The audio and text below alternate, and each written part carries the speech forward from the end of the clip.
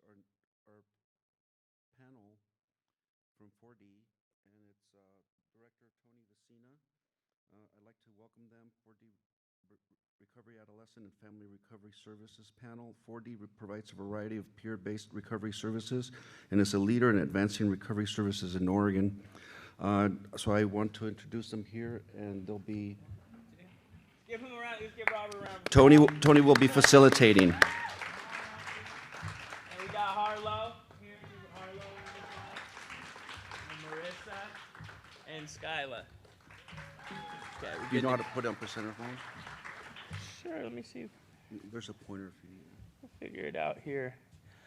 Okay, let's give it up for Bernardino, the one-man show, putting on the conference today. Everyone's show. Okay, my name's Tony. I'm a person in long-term recovery. I celebrated 11 years clean and sober in the last few months. I'm real proud of that. I work at 4D. I do a lot of other stuff. Sit on a lot of boards and commissions, and try to help Oregon bring all of the good work that people are doing together towards some sort of coordinated response. Annalise, who's back there, has been charged by the governor to get us all rowing in the same direction. And so to do that, we really have to work together to accomplish it. And in doing that, there's going to be a lot of friction in that, right? There's a lot of polarizing topics surrounding substance use disorder right now, and what is the best pathway forward, and what does it mean to be in recovery, and do people need to be sober, or can they use, and should the criminal justice intervene on them or not? So I'd encourage you to express your opinion and weigh in on the topics so that we can create something that's meaningful. But we will not move the dial going forward if we sit in silos in group think tanks and vilify people who think differently than us. That is not a way we move forward. Okay, although I am tied to my own opinions quite often, but I'm open to learn, you know, and the more I know, what I know is the less that I know. Maybe you'll get that, maybe you won't. I don't have very much time, so I gotta hurry up, and we got a long presentation. We want to hear from these folks. So, Robert, you guys got a microphone up there? Just give yourself a little introduction, and let's clap for them. I think this is the first time on stage in front of so many people, so let's clap for them after they introduce themselves. They may or may not be nervous. I'm not sure. Go ahead, Robert. Yeah, my name's Robert Sanders. I'm the Director of Youth Services at 4D Recovery, and that's a new one for me to have to say. I've been at 4D for a minute now. I'm a person in long-term recovery. I'm really grateful that today I'm able to use my story to benefit other people, and I'm able to use the experience I gained providing services to help other people do the same thing. So thank you. Good job, Robert. Harlo, you're up. Hi, my name is Harlo Haynes. I'm a person in long-term recovery. I am one of the peer mentors at the 4D Youth Center, and I work directly with the teens. Good job, Harlo. Marisa, you're up. Hi, my name is Marisa Barral. I am a youth mentor at 4D Recovery. Marisa. Hi, I'm Skyla Harrison. I'm the youth program supervisor with 4D Recovery. I've been with 4D just about 2.5 years now, and yeah, happy to be here. Good job, Skyla. Okay, so what we're gonna do is this. You may have noticed this is a prevention conference, and so we will not be talking about primary prevention. And I have Pam Pierce here, and Pam's on my board. And if I conflate anything with primary prevention, Pam will scold me forever. And so I'm going to be very, very cautious about doing that. You know, and what we need to remember is that, you know, Annalise had referenced it earlier, you know, we're halfway there with what we think we would need for a system of care that includes preventing people from getting it in the first place for SUD, intervening, treating people when they do, harm reduction, keeping people alive while they're using, and then long-term recovery support. So we're halfway there, and we actually spend the least amount of money on preventing it. And the last kind of economic ratio that I saw was we spend less than 1% of our substance misuse dollar on preventing it. And we are a highly permissive and I would say pro-alcohol and drug state. Okay, we're known for our microbrews and tinfoil now, thanks to recent stuff. So, you know, we got to change the narrative. We got to be known for recovery. There's a lot of people in recovery. In Oregon, we have really good recovery. So I'm going to talk about 4D, a little history, sprinkling, you know, some really good stuff about us. And then we're going to have a discussion with the folks that we got here with us, kind of about what they're seeing with working with adolescents. So 4D, you know, we really envision a future where people are working together, okay? We know that we are not the solution to the problem. Peer services are not the solution to the problem. Therapy is not the solution to the problem. Education is not the solution to the problem. Public safety isn't the solution to the problem. It's those entities and more working together, and we really see that, right? Despite being in a nonprofit and having to go around and say we're the best thing ever to try to procure funding for our mission and stuff, we know that we are not the solution. We just play a part. We just play a role. You know, we're not just the best peer service organization. We have a certain part to play, and we want to be really good at our part, and we want to recognize the other parts that are important.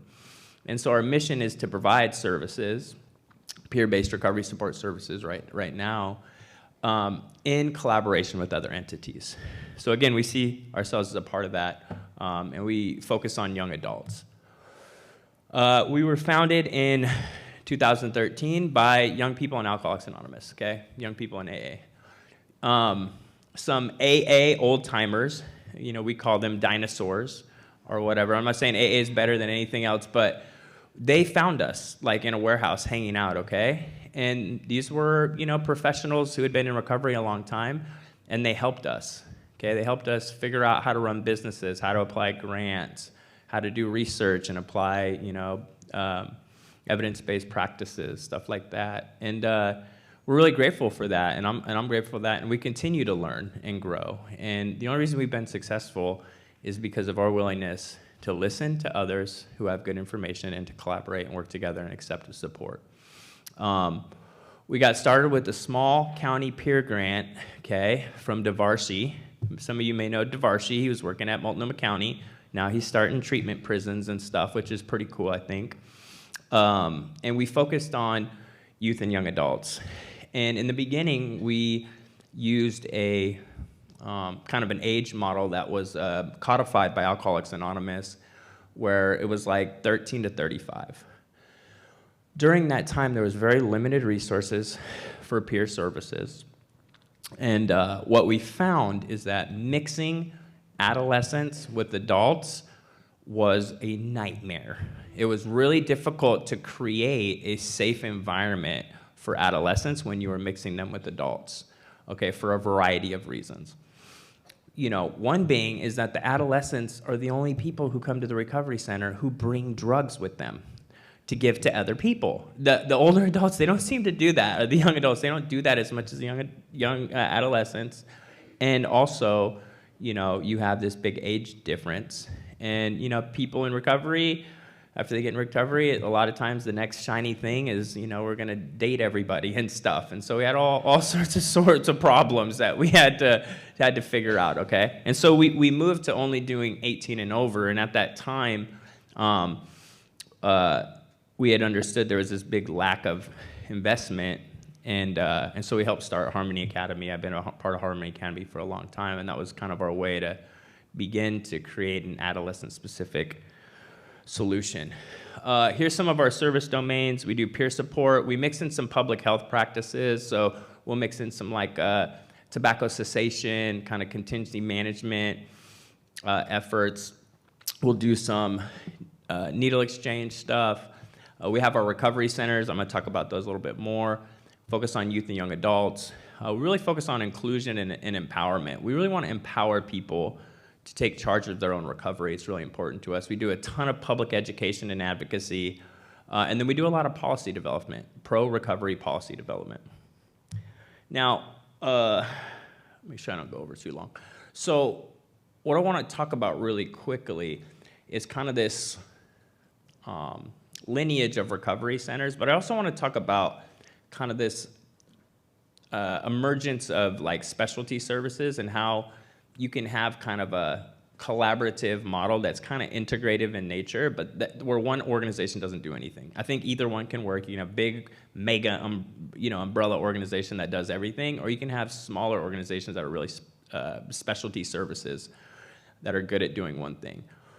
So the Recovery Community Service Project started in 1998. So it launched, and it was an initiative by SAMHSA. In 2002, there was a cohort focused on peer-delivered services. And people may not know this about Oregon specifically, but compared to other states, we are actually advanced in a lot of ways around recovery support, investing in recovery services, and peer organizations and peer services in general. Well, in 2004, there was a 2-day skill building session to start recovery community centers in El Paso. And there was a distinction, very, very important distinction, that the recovering people wanted to have something separate from treatment. They wanted something separate for these recovery centers. And recovery centers put a face on recovery. We really focus on assembling recovery communities. We want to bring together all the communities of recovery into our recovery centers to hang out, have fun, and then we want to bring new people in recovery in to meet those individuals in recovery, which kind of serves as kind of a glue to catch people when they come in. And people in recovery will really understand it, like the importance of that social support.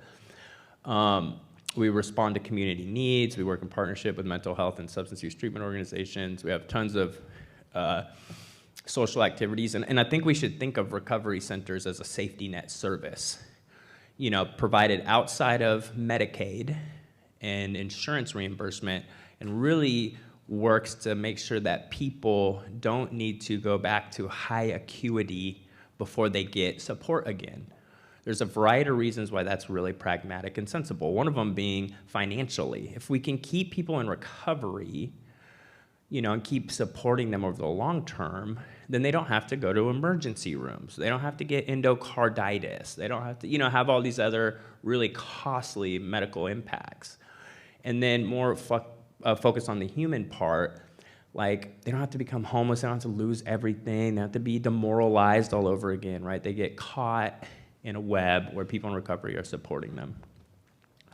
Did a little evaluation not too long ago, because evaluations and data is important, okay? It's important to get money and to make sure that people know what you do is effective. So we partnered with CoMagine. Anybody know CoMagine here? Christy Hindelbrand? Nobody? Nobody collects data in here? Got a little loosey-goosey there for a minute during COVID. Okay, get your data, because they're coming, promise you. Anyways, we did a little evaluation, okay, in 2020, and we found a few different things that I want to highlight here. So commuters, sorry, you can't really see it up on the screen here. I can see it fine here, but I'll read off a couple. So consumers, staff, and stakeholders described 8 factors 4D fostered that facilitated engagement and satisfaction. It is really important for us to focus on the success of our programs being engagement and not completion. We want people engaged in the recovery process. We want them coming to the recovery center over the long term. We know, statistically speaking, that if you can get a person to the 5-year mark, the likelihood that they'll have recurrence of use drops down to 14%, about 14%, which is the same equivalent as developing a substance use disorder in the first place. Satisfaction, we want people to be satisfied. You gotta have satisfied customers if they're gonna keep coming back, okay? So you gotta do a good job in supporting them. People like 4D because it's fun. We're welcoming, non-judgmental, probably because we're in recovery a little bit. We have a specialty service, targets youth and young adults. A lot of career opportunities with clients coming to 4D. Later on, they become mentors themselves. And that's a really kind of important concept to think about in trying to expand the behavioral health workforce, is a model where there's a career ladder. It's something we've been working on at MACBO. I'm on the board of MACBO, the Mental Health and Addiction Certification Board of Oregon, bringing tons of people who are getting finished up with behavioral health services into entry-level jobs, and then taking those individuals in the entry level, pushing them to get more education and moving them up to become supervisors and stuff. And that's how you can expand the system in a practical way versus trying to go and steal workers from other sectors that may pay more than us, which can be a difficult thing to do. Look at my time here, I'm doing good. Okay, we do client-tailored goals to support goal attainment. So if you think about the clinical prescription to treatment services in a clinical model and an insurance-based model, you have to have an assessment. Those are great. Those are very good. I've done ASAM assessments. I enjoy doing them. I don't enjoy the paperwork as much, but it's good to match the person with the level of care they need to address some of the high acuity symptoms right out the gate. The difference in what we do at the centers and with the peer mentors is instead of a clinical individual doing an assessment with a prescription to care, the individual does the assessment and prescribes themselves their recovery. So we do a lot of stuff at 4D with helping people get jobs, going to school, some of the other social determinants of health. The thing that I am focused on is, are we helping people develop a recovery identity where they know who they are in recovery, they take responsibility for their recovery, and then they're engaging in some sort of recovery lifestyle that's going to benefit them over the long term. So we kind of help people kind of come out in recovery, so to speak. They really like that. We have staff who have lived experience, and they like to participate in advocacy efforts. So, we work with organ recoverers to go and advocate, for increased alcohol tax, some things like that, increased access to care. We've worked with the Health Justice Recovery Alliance to go and try to safeguard the investments in recovery services. I'm organizing a Recovery Month proclamation on Thursday with Multnomah County because they're considering how to redirect $65 million in their metro tax money into treatment services. And so we're organizing an effort to show up and talk about what we think is important, what we see on the ground level, to try to ensure that our elected officials and state and county workers understand where investments need to go. And I'll talk a little bit more about that here at the end. Here's a little bit of our growth here. Like I said, we got young AAs in 2013. And then in the last year here, we've opened up several centers. We have about 100 staff. We're across the Tri-County area. We do a lot of different stuff. Here's a little snapshot of growth based on finances. So in 2018, we had an annual budget about $500,000. Our projected for this year, and this is actually off, but at the time, our projected was $12 million. It's more about $13 million, and that's grant funded, which is kind of scary for me to think about that because it's like about 30 grants. We've been able to partner with culturally specific leadership in the community and help them start business operations where we come in, we provide some admin support, and they run their operations. And that's actually a model that should be looked at to kind of build infrastructure, especially for maybe culturally specific communities or just new programs or like new sector services. And the problem with that is that sometimes government will not want to invest in things like that due to the nature of the contracts. But I'll just give like Kelsey Payne and some other people at OHA a shout out for taking a chance and making that happen. And it really is a partnership that we have with Northwest Institute of Latino Adicciones, Pain and Horse Recovery, and True Colors Recovery. And we're all in recovery, and we're all working towards the same things, and we're just providing some technical support. Okay, we have the ADPC, OHSU, SUD gaps analysis, okay? Referenced it earlier. I'm not going to get too far in the weeds, but I do want to highlight that we were able to get recovery centers put in this gaps analysis, and quite simply, the gaps analysis works like this. What is the total amount of services that we need, okay, in the state to address the problem? How many do we currently have, and what is the gap? Now, I will say that this report is little outdated. It doesn't take into account some of the investments from Measure 110, and it's incomplete insofar that it doesn't have an operationalization plan, okay? We need to say, okay, here's all the money we spend.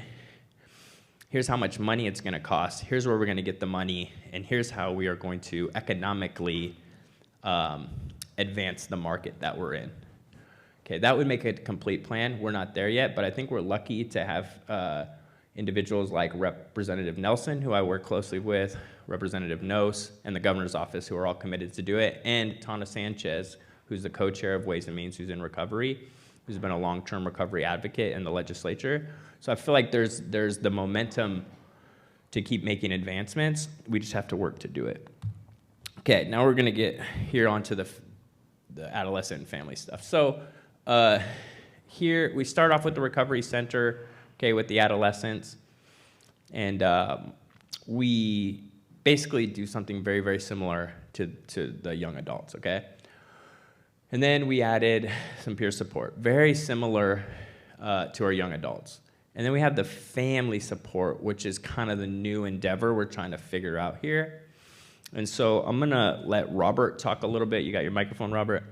Okay, I'm gonna let you talk a little bit about the family services. Do you wanna come up here? Are you good sitting there?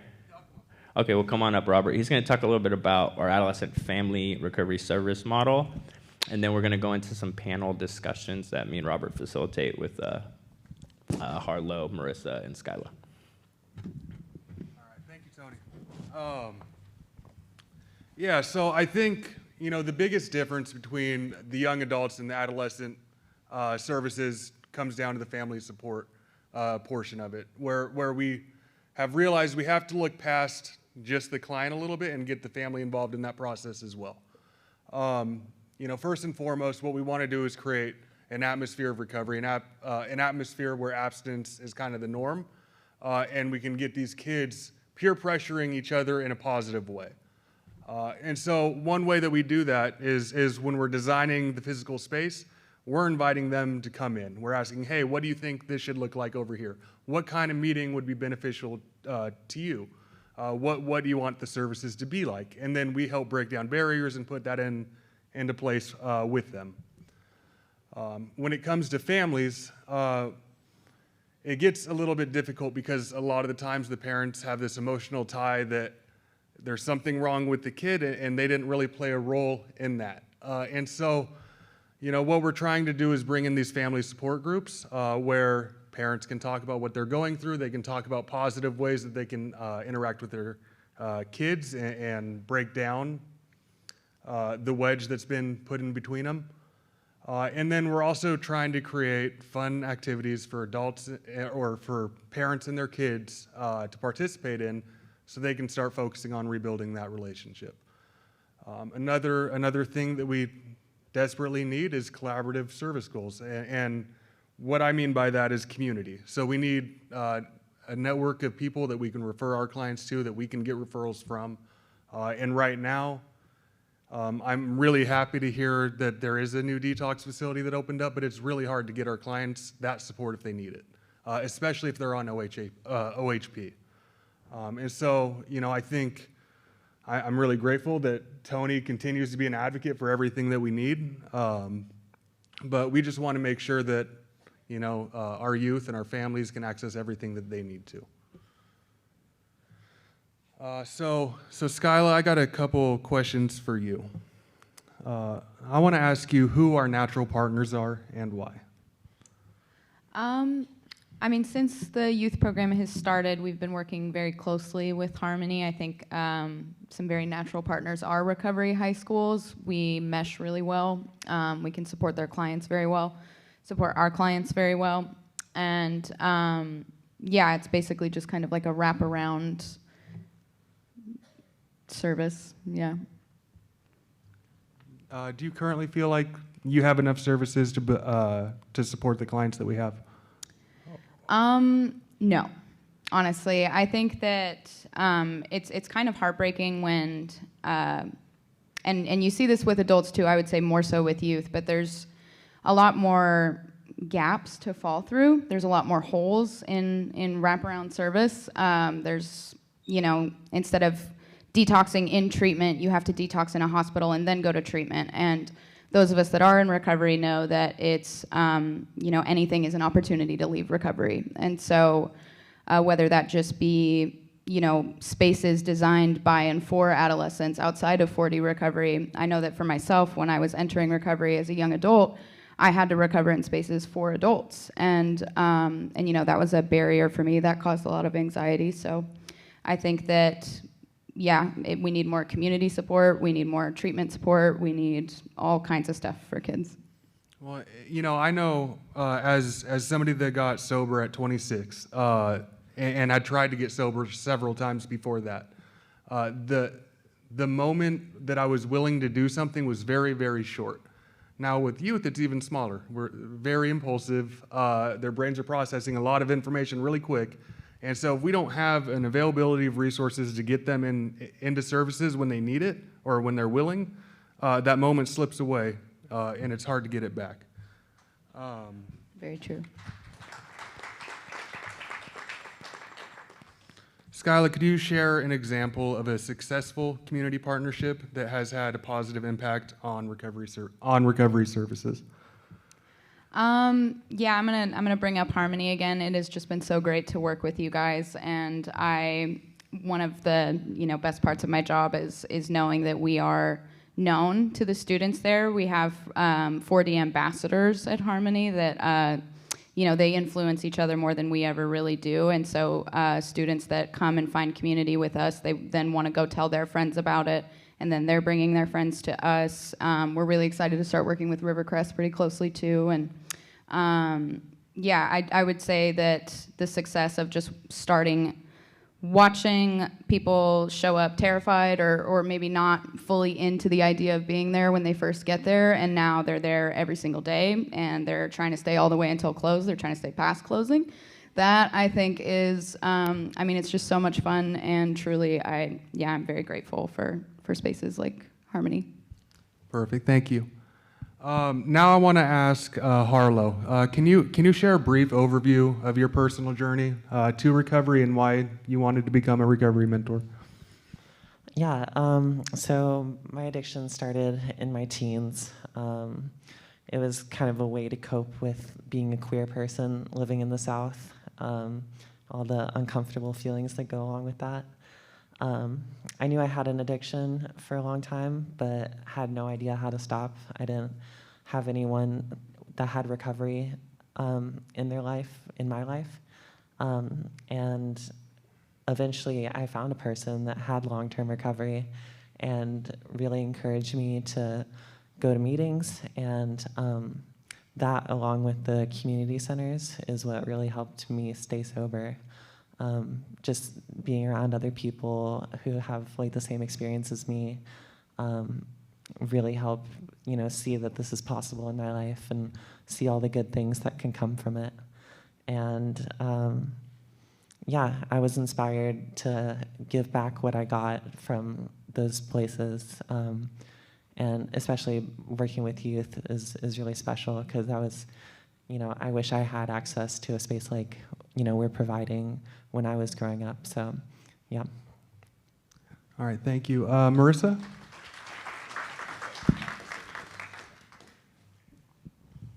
I started using drugs when I was a teenager. I had a difficult upbringing that led me to be in foster care, and the feelings of abandonment and depression led me also to using drugs. That's how I coped. At the age of 23, I found Narcotics Anonymous, and I got clean and sober. And I did not have anybody for me. I didn't have a recovery mentor. I didn't know recovery aside from NA. So my motivation and my purpose for being a mentor is I want to be the person for someone that I didn't have.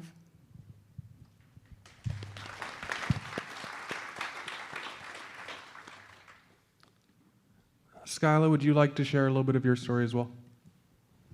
Yeah, I can do that.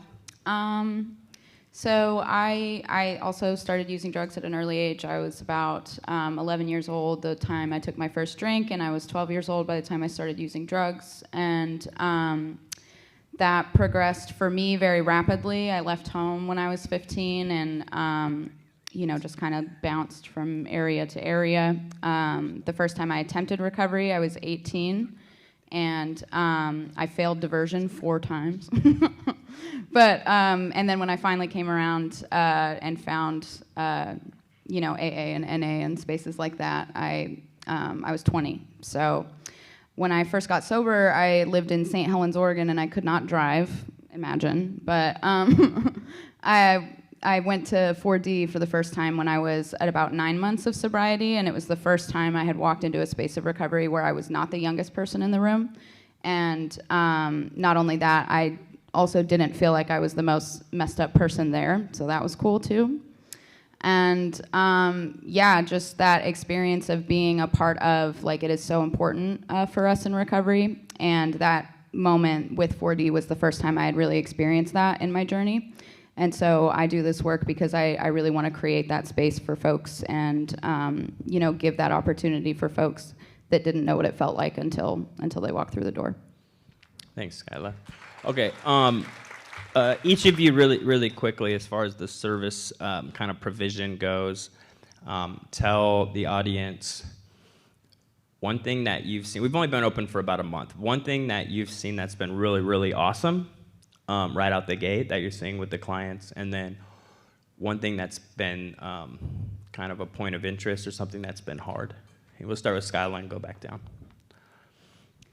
Yeah, I would say successes, I kind of touched on that a little bit earlier, is just, watching these kids come in and scared and alone and not really sure if this is going to be a good space for them or if they even really want to be there, and just kind of watching them take ownership over the space. They've put their names up on the wall, like it's, they feel like they can talk to any one staff member about whatever it is that they want to do. We've done a Twilight movie marathon. Like, they're so creative and they have such a good time. And I think my favorite part is just watching them build these friendships that are, going to last for years to come. And as I said earlier, also, they influence each other more than we do. And so, like, watching those positive peer relationships form is probably my favorite part. Cool, thanks. Marisa? One of the things that I am experiencing seeing as a success since we've been open is having clients come in and not have any motivation or reason aside from an obligation from their parents, and being able to make a connection with one of the staff and being able to find that motivation and say, I don't want to die and I want to do this for X, Y, and Z reason. So that is really great. Okay, what's one thing that maybe has been difficult in navigating? One of the most difficult things navigating, I would say, would be the parents. A lot of teenagers need to build trust with their parents, and the parents don't understand what the youth is experiencing and what they're navigating, and so it tends to be a barrier for the youth trying to find their journey in recovery, but the parents don't allow them to do that.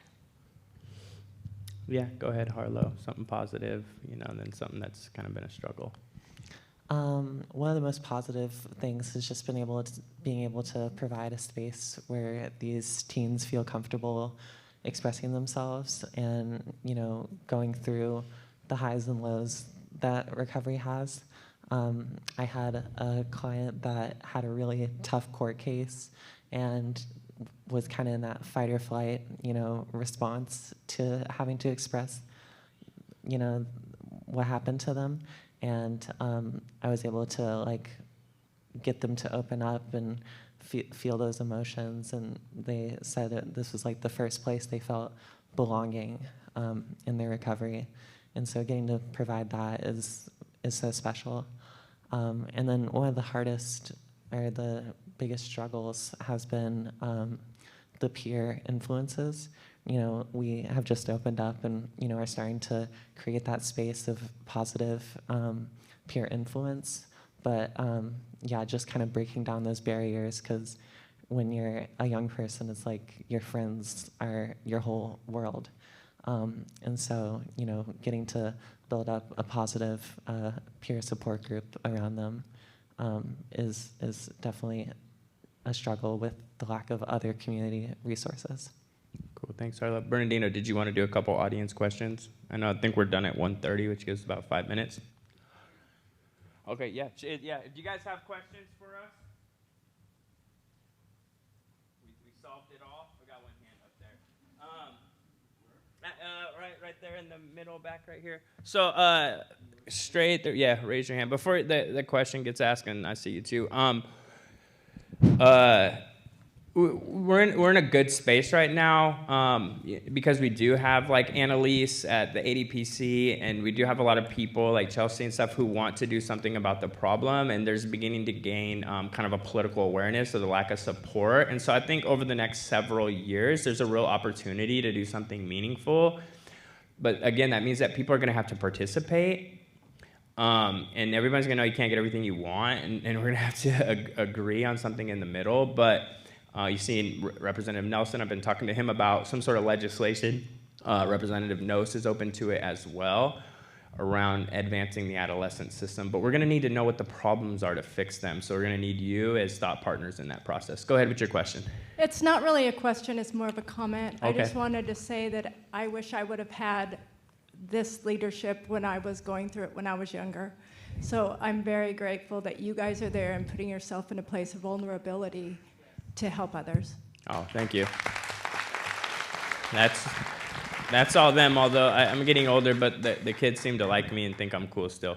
So I do hang out when I can. Any other questions? Oh, you had one up front here, yeah.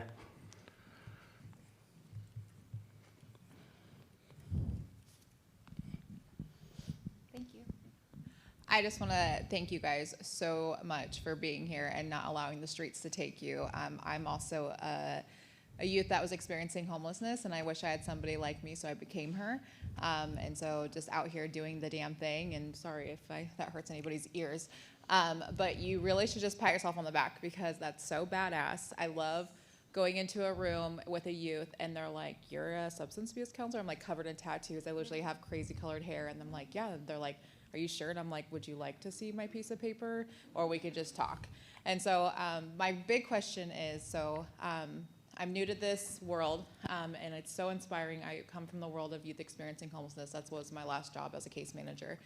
And this world is insane. I didn't realize, everywhere adolescence is not being put on a bigger platform, right? Like, it's our prevention. And there's nothing in Salem. Like, I work in the schools. Within 3 months, I had over 100 kids on my caseload. And I just wish I can give them something, because we only have so many groups that we can provide. But is there something that you guys do that youth can access, like if it's virtual, or if there's like a chat, or if there's anything like that for you guys? Because there is nothing in Salem. Not yet. I would say that I think it's Youth Move. They have like a Twitch program or something. I think that's more focused on kind of some of the mental health side of things. Yeah. But I will say that we are fully committed to use all of our resource in our agency to advance this system. And I'm serious. And I think with the people that I referenced earlier, including Ebony and the governor, and just kind of the time that we're in politically, we will be able to do it. It would be really nice if all of you would help us in that effort. And that might mean that you have to write an email to your legislator. Okay, I was student body president at Portland Community College a while ago. I've been doing advocacy effort for a long time. It amazes me how many people will talk shit about the government, okay, and will not write an email to their legislator. Okay, legislators need to hear from their constituents. Okay, there's a couple different ways you influence the legislature. One is you have tons of money and you're a billionaire. Okay, and the other one is you show your moral power through community. And so we need people to email legislators, show up to legislative days, stuff like that. Tweety twat on Twitter or whatever. I think that's fine. But it's more about showing up and using your voice and letting people know what the priorities are, and they will respond to it. Okay. So we're committed to doing that, and we're going to need your help in accomplishing those goals. The last thing I want to say here is a couple things that I don't know if we were really clear on. Our ideal picture, and I think this would be the ideal one, is Harmony as well. I won't talk on behalf of Harmony, though, is where we don't have to do everything. We don't have to be the treatment center. We don't have to be the family therapist. We can be like recovery support and education. So we need more services that address the kind of acuity that people have around substance use and mental health prior to coming into our services or at the same time, because that'll make our jobs easier and we'll be more successful. And to that end, I think we're committed, 4D's committed to making sure that happens. And so I think we'll be working to open up some sort of outpatient treatment and expand our mission to try to address the issues that we're seeing. But again, we're going to need your help in accomplishing that. We still have time for another question or two, maybe.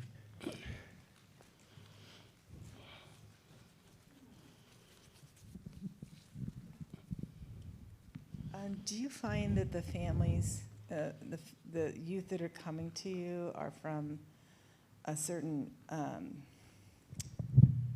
do they have any barriers to getting to you because of income or the areas that they live in? I mean, do they have transportation, or are you primarily,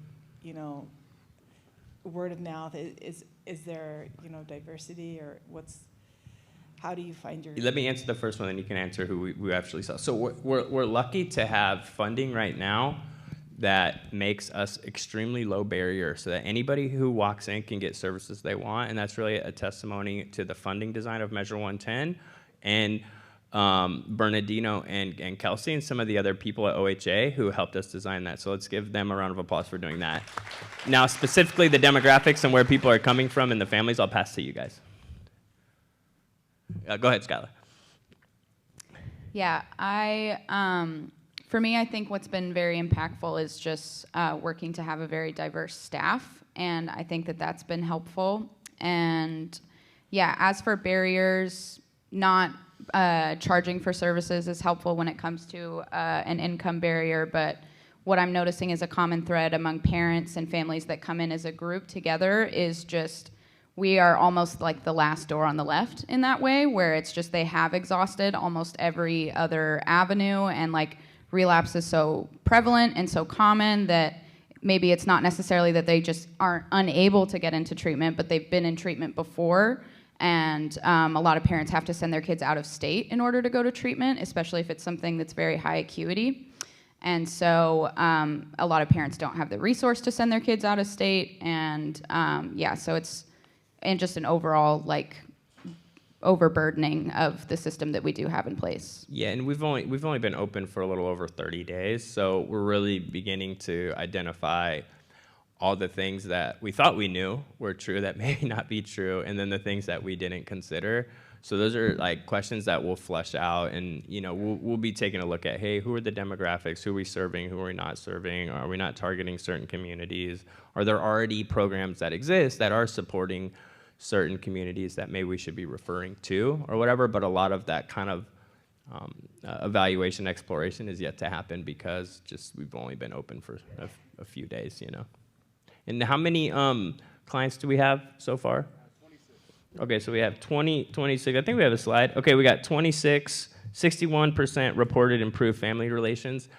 We talked about the family being important, and I just want to thank Pam again. I talked about the experienced members in recovery. I'll use experienced with Pam. And Pam said, Tony, when you do this, you need to address the families and the parents. The parents have to get in recovery too. Okay? You can't do it without the parents. And so we've really been focused on improving relationships between kids and their parents. And that is can be on a spectrum, right? You have some parents who are like, we're suing. My kid left school and they came to you 4D and now we're pissed. Where are they? And we're like, hold on, like chill. And then we're like emailing other parents and calling them like, hey, come to the support group. And they're like, oh no, you guys got it. You'll fix them, send them back when they're ready. Or whatever. And so it's trying to find that balance of getting everybody on the same page. And then we want to keep people in school. And then we have lots of engagement. Kids are coming. They're coming of their own accord. Sometimes it's to lie to their parents to come to 4D, to hang out.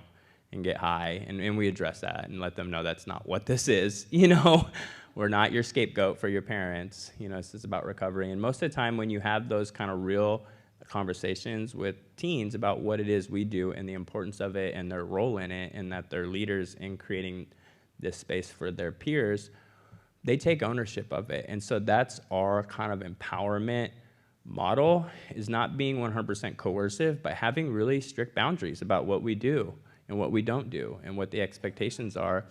And in our experience, kids are responding well to that approach, where you treat them like adults almost. So that's our spiel for today. Thank you, thank you. Any more questions? We do have time for one more question. Hold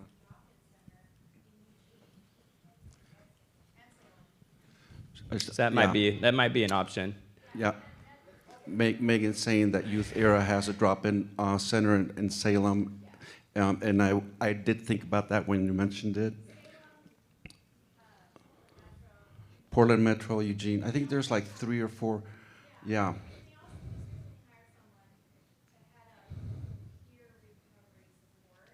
Yeah, funded through Measure 110, I believe.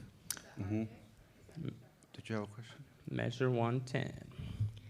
I don't know if this is a question or a comment, but I was just looking at throw it this, out there.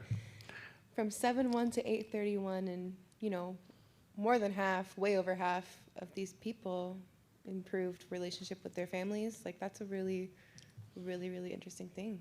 That's good. Yeah, and that's self-reported, that they feel like they're improving their relationship. So that's Right. that's going to be important to us to track over time. Right. I'm curious to see like how that looks over time as you're open longer. Yeah, well, hopefully we'll do a good job. We're committed to it. We got all these talented people, so I think we'll be all right. Yeah, I just want to know how, I don't have to hold it. I feel weird having you hold it for me now. How do I get in contact with you guys? Because You talk to Skyla and Robert talk. and stuff afterwards. Perfect. I will get